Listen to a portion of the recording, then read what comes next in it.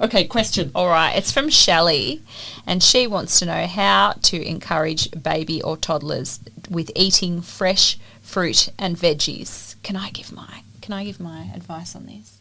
This is toddlers, not babies. Yes, go on. Okay. It's a bit forward, but it's a bit forward. But this is good because there might be some mums with older babies watching this one, and at least I'll get something out of it. Okay. I believe as the carer, our role, we have a role as a carer providing food, that there are three tasks to our role, and we decide what baby eats, when baby eats, and where baby eats, and that is it.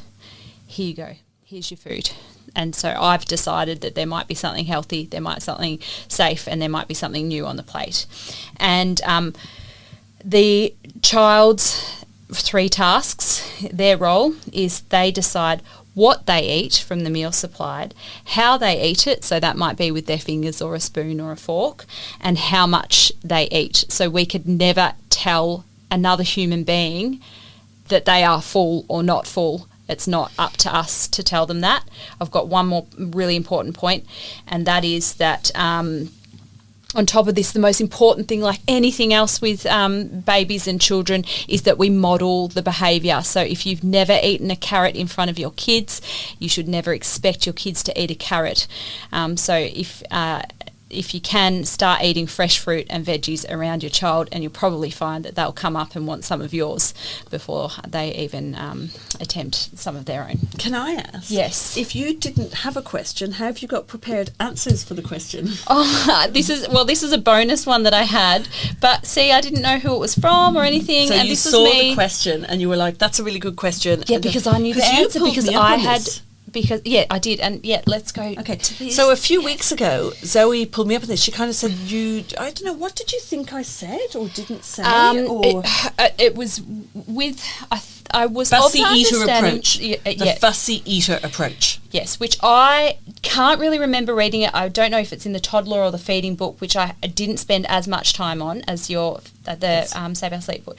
But I thought that at some point it said, if your baby doesn't eat, you take the food away and bad luck. Yeah, and so you'd pull me up and I said, no, that's baby advice. That's about a baby who's not sleeping. We know they're not getting enough food. And it's about where people have done baby-led weaning and so on. So they've tried baby-led weaning, it hasn't happened, the baby's hungry, it's not sleeping, it's hungry, and you're on this endless circle. That's different to a toddler and trying to get them to eat food. So I worked if you go to my Tizzie Hall Facebook, you'll find there's a link to it at some point called No Tubes. It's in Switzerland. It's an amazing place. It's where children from all over the world go to have their feeding tubes removed. You'd love it. I've got to send you a link. I want to send them thousands of my spoons. But because I've got frustration-free feeding spoons. But so we still use them there. It's a place where they just go and they just put all the food down and they take the tube. Some of the children, they stop tube peg feeding them. So they peg feed them 6 times a day, and then they go to peg feed them 5 times a day, and then they peg feed them 4 times a day.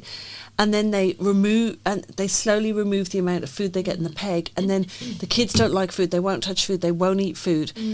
And then they play with food, and there's carrots hanging from the ceilings, and there's food that they play with, and everything is like they play with Play-Doh, but everything is food, and eventually they just start eating, and the parents and they actually don't eat anything for a week or 2 weeks, and the parents are beside themselves because they think that these kids are going to die of starvation, and then the children start eating. Like, it's amazing. I love that. That's where I got the fussy eating approach from. But my approach, I'll have to give you the link. We'll link to it on this podcast. Yes. Okay, we'll link to Please do. that on our I podcast. can't wait to see. My approach with toddlers is there's a couple of things I don't like parents doing. It's like, eat everything on your plate and you can have dessert. Go and eat the carrots. Why aren't you eating the carrots? Oh, don't you like the carrots? Why aren't you eating the carrots? Like, then you're telling them that there's something wrong with the carrots because you keep pointing out the carrots. Yes. I say, if you've got a child who doesn't eat, you set them up with what they can achieve. Yes. So you give them so you put a plate down in front of them. And if so let's say you came to me with a 6-year-old that only eats chicken nuggets. They only eat chicken nuggets. They'll only eat chicken nuggets. They only like chicken nuggets. Yeah. I say, get them the chicken nuggets. Put 3 chicken nuggets on the plate, even though they normally eat 12, and then give them a tiny pea and a tiny carrot, tiny, and say to them, you need to eat all of 2 things on the plate. So you need to eat, you don't tell them what, you just say, you need to eat all of 2 things on the plate. It's your choice. Yeah. So you can eat the pea and the carrot, and then I will give you whatever their currency is. So it might be a yogurt, it might be the other 5 chicken nuggets, it might be a bag of crisps. Like, it's got to be something that they will want. Yeah.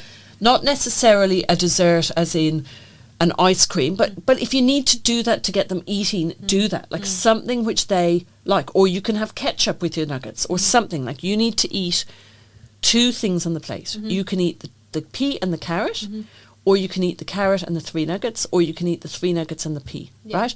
But don't put 20 peas down and don't put 50 carrots down. Then, when they eat the nuggets and one other thing, which might not happen the first day, so the first day, fine, that's it, mealtime over, you're not getting the second course, they've had something to eat, yeah? Then then one day they'll eat the 3 nuggets and the 1 carrot. So then the next day you put down 3 nuggets and 2 bits of carrot, and then 3 nuggets and 3 bits of carrot, and they slowly build up their appetite with the carrots, right? Then you will find something else that they eat. They might eat mashed potato. So then you might put mashed potato, carrot and peas down. Now they have to eat 2 things to get their whatever their currency is. Yep. And that, but you make it so that they can achieve it. Yes, you've got to take the pressure away, because ultimately eating is a social construct. It's not, it should be an enjoyable time. Can I just say that babies, look at a baby. So we're going to end on this note where we're looking at a baby, and a baby is tiny. It's 3 kg, 4 kg, 7 pounds, 8, 9 pounds. It's tiny. It grows and grows and grows and grows and grows for the first 18 months. Grows. Yes. Then they reach, they'll reach 18 months or 2 years. They're not growing. They don't need food. They don't need milk. Yes. They go from needing so much yes. to needing so little. True. So take the pressure off people yourself. Contact me with small babies, upset and complaining because their child eats 10 times more than every other child they know. And I tell them, when your child hits 2 years old, you will be the same parent contacting me because your child eats nout. Yeah. Nothing, That's right, yeah. And children are the best regulators of their own food. Absolutely. And if they don't eat, it doesn't mean that they're going to be up all night when they're 2 years old. Okay? Right.